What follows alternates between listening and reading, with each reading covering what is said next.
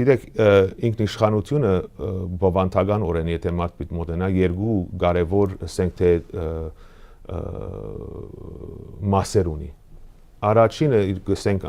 միջազգային իրավունքի բարբարով, գսենք որ բանն է, de jure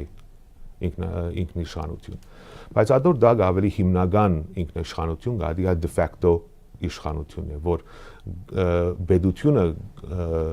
կարող է որոշումներ առնել իր գամքով, իր նպաստ իր ժողովրդի, իր նպաստ իր ազգի, եւ եթե այդ, ասենք փոքր, նույնիսկ փոքր կամ հսկայական թեփքերով չի պաշտպանենք այդ de facto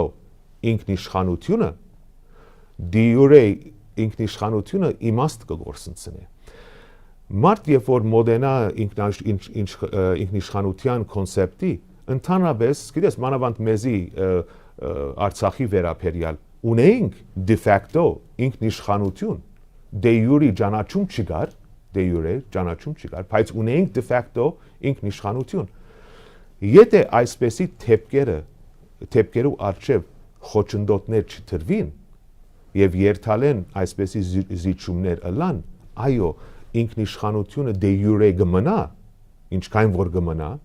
բայց արդեն այդ de facto ինքնիշխանությունը կսկսի պետությունը գործընծնել։